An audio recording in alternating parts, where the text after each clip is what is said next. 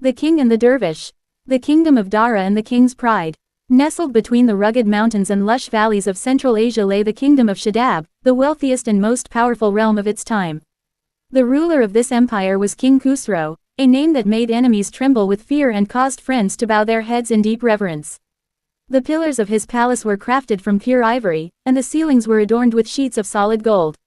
It was King Khusro's daily routine to stand upon the highest tower of his palace every morning, gazing out over his vast empire.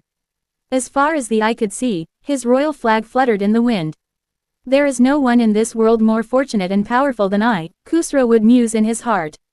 With a single twitch of my eyebrow, thousands of heads can roll, and with a single smile, I can turn a beggar into a wealthy man. The Prime Minister, Nizam ul-Mulk, who was a wise and elderly man, lived in constant dread of the king's arrogance. He knew all too well that the tides of time never remain the same. One day, the kingdom was celebrating its annual festival of victory.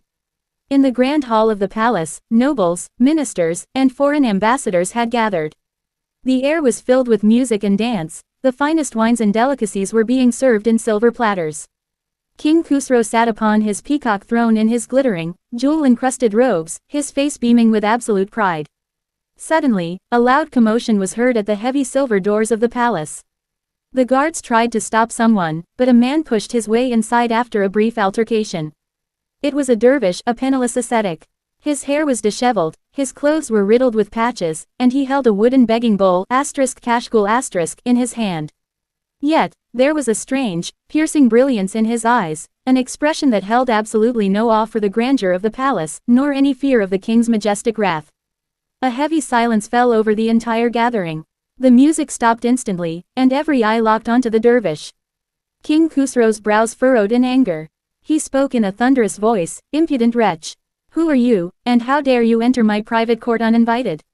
Do you not value your life?" The dervish smiled, a smile that seemed to mock the fleeting nature of the world. He replied in a soft yet dignified voice, "Your Majesty, I am merely a traveler, and I have come to rest for a few moments in this caravanserai inn." An inn? The king's face turned crimson with rage. "You foolish old man, this is the grand royal palace of the greatest empire on earth, not some ordinary inn where anyone can wander in." The dervish extended his wooden bowl and asked, "Your Majesty, if this is indeed a permanent palace, tell me, who used to sit upon this throne before you?" "My father, King Hormizd," Khusro replied proudly. "And before him?" asked the dervish. "My grandfather, King Anushirvan. And where are they both now?" The dervish posed his next question. "They are resting in their graves," the king replied, growing somewhat annoyed. The dervish took a deep breath and said, "Your Majesty, a place where people come, stay for a few days, and then depart, only to be replaced by new people, what else do you call it if not an inn? You, too, are a guest here for just a few days, and then this throne will belong to someone else. Why then possess so much pride over a mere inn?" These words hit everyone in the palace like a hammer to the heart. King Khusro was left utterly speechless, but his deep-seated pride refused to accept this raw truth. He clapped his hands in fury and commanded, "Throw this madman out of the palace. He is ruining my celebration."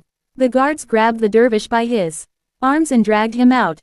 As he was being pushed away, the dervish turned back, looked at the king, and said, "Khusro, remember, when the arrow of destiny is shot, royal armor cannot stop it." The birth of restlessness and dreams. Many days passed since that incident, but the dervish's words remained pierced in King Khusro's mind like a dagger. Whenever he tried to sleep at night, the grand walls of the palace appeared to him as nothing more than a temporary inn. He felt as though the ghosts of his ancestors stood around his bed, reminding him that he, too, would one day become a part of the dust. The king's sleep vanished. The finest physicians of the empire were summoned, and rare herbs and tonics were prepared, but Khusro's restlessness grew worse by the day. One night, Khusro had a terrifying nightmare. He saw himself standing completely alone in a barren desert. He wore no royal robes, nor did he have a crown upon his head. His throat was parched with intense thirst. In the distance, he spotted a pool of water, but as soon as he rushed to it, the water turned into blood. Suddenly, a voice echoed from the heavens, "Khusro, where is your empire? Where is your gold? Where is your army? Today, you are dependent on a single drop of water." The king woke up drenched in sweat, his heart pounding violently. He immediately summoned Prime Minister Nizam ul-Mulk. "Nizam ul-Mulk," the king said in a trembling voice. I feel suffocated in this palace. I feel as though my soul is imprisoned. I want to go out into the kingdom in disguise to assess the true condition of my state. I want to see if my subjects are truly happy with me. Nizam-ul-Mulk replied, Your Majesty. It is a noble thought. However, for your safety, a few guards must follow you from a distance. The king agreed. The very next day, he took off his royal attire and donned the simple clothes of an ordinary merchant. The journey in disguise and harsh realities. King Khusro and Prime Minister Nizam-ul-Mulk walked through the marketplaces and streets of the capital in their simple clothing. Khusro had expected to hear people singing praises of his justice and generosity, but the reality turned out to be quite the opposite.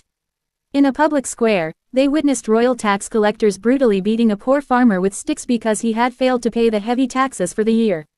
The farmer's wife and children were weeping, begging for mercy. Have mercy, master, the farmer cried out. There was a severe drought this year, the crops failed. Where do I find grain to give to the king? The royal official laughed heartlessly and said, The king does not care about your hunger.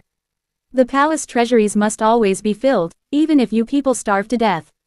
Khusro stood frozen, horrified by what he saw.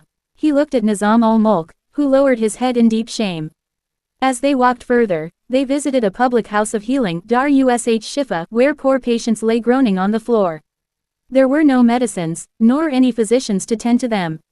On the other hand, in the palace infirmary, dozens of royal doctors were always present to treat even the slightest scratch on the king. For the first time, the king's heart began to melt. He realized that the empire he was so proud of was built upon the blood and tears of the poor. As evening approached, they reached an old mausoleum on the outskirts of the city. Beneath a large tree, a small fire was burning, and sitting beside it was the very same dervish who had caused a stir in the palace. He was softly humming a peaceful tune while cooking something in his clay pot. King Khusro's footsteps automatically led him toward the old man. The encounter at the tomb and words of wisdom. Without even lifting his head, the dervish said, Come, Khusro. Even in the clothes of a merchant, the arrogance in your stride cannot be hidden. Sit down, sit on this dirt where we all must return one day. The king sat down silently on a nearby stone. His pride was now significantly broken. You recognized me? The king asked. A dervish's gaze does not look at the clothing, it looks at the internal turmoil of a human being, the dervish replied with a calm smile. Tell me, how was your sleep on your royal bed? The king let out a long, heavy sigh and said, Abba, father. Ever since I heard your words, my sleep has abandoned me. Today, I walked through my kingdom and saw a side of it I never knew existed. People are starving, and my officials are oppressing them. Tell me, how do I rid myself of this inner torment? The dervish stirred his pot with a wooden spoon and said, Khusro. You want to conquer the world, but you have never conquered your own desires, nafs. You think you are the master of this land, but you are merely a watchman appointed to guard this wealth for a few days. If the watchman himself begins to steal or plunders the wealth of his subjects, his end is nothing but disgrace.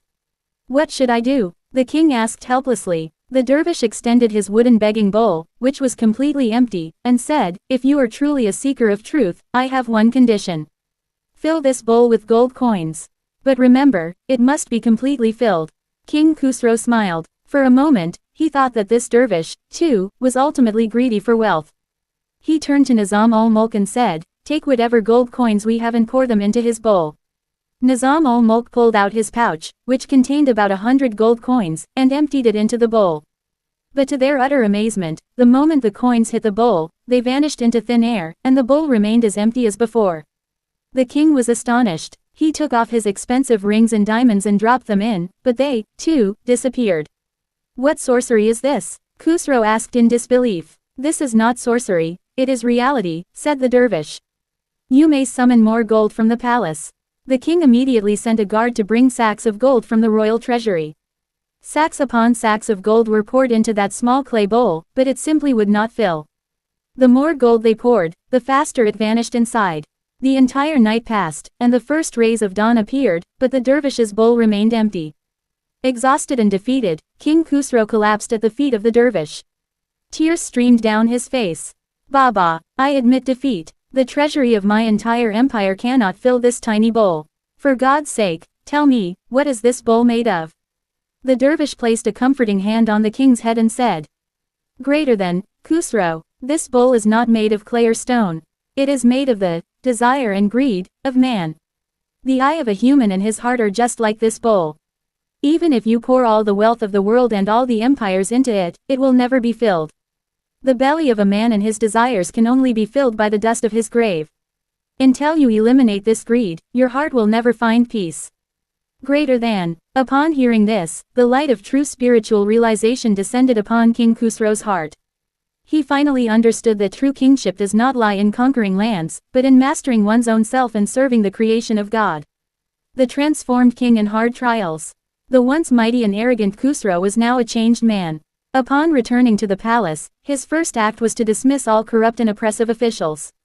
He relaxed the harsh tax systems and began wandering the streets at night in disguise to personally deliver food to the doorsteps of the poor. Prosperity returned to the kingdom of Shadab. The people now prayed for the long life of their king. However, destiny decided to test Khusro even further. A few years later, Taimur, the ruthless and tyrannical king of a neighboring country, invaded the kingdom of Shadab with a massive army. Khusro fought bravely alongside his soldiers, but the enemy vastly outnumbered them, and some of Khusro's treacherous ministers had accepted bribes to betray him. The king's army suffered a crushing defeat on the battlefield. His loyal minister, Nizam-ul-Mulk, was martyred while fighting valiantly, and Khusro himself, severely wounded, was forced to flee on horseback to save his life. The palace, the throne, the gold, everything fell into the hands of the enemy. Khusro was now a fugitive, with a bounty of 1,000 gold coins placed on his head. For days, he wandered through dense forests and rugged mountains.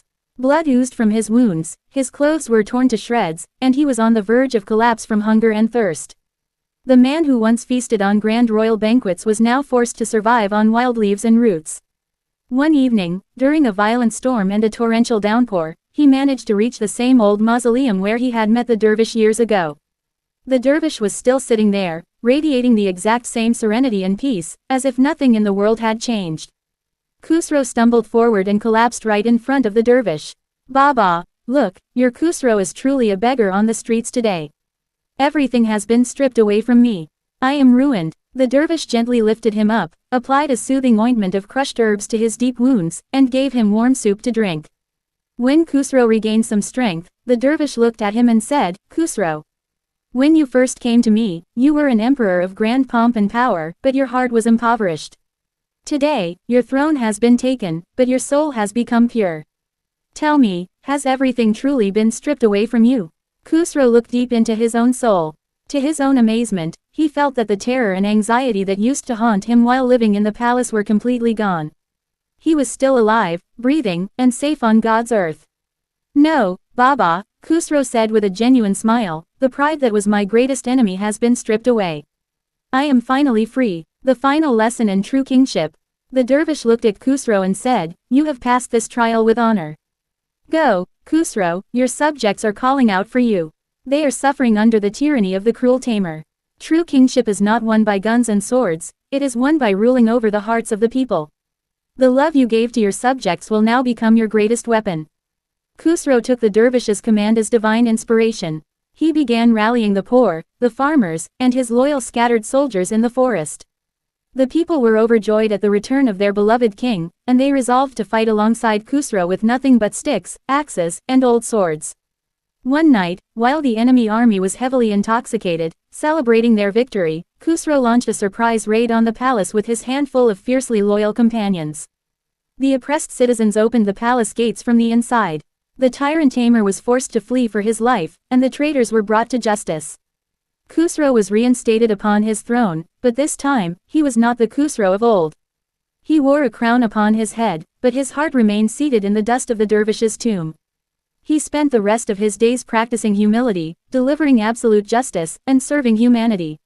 He had a massive stone tablet engraved and placed at the main gate of the palace, which read, "Greater than, this palace is merely an inn, the king here is but a watchman, and true sovereignty belongs only to him who rules over hearts and whose bowl is free from the greed of this world." Greater than. When Khusro went back to the mausoleum to visit the dervish again, the old man was gone, leaving behind nothing but the empty clay bowl. But that bowl remained with Khusro forever, serving as a constant reminder of the true meaning of life. Moral of the story. This story teaches us that no matter how much wealth, fame, or power a person acquires, it is all temporary.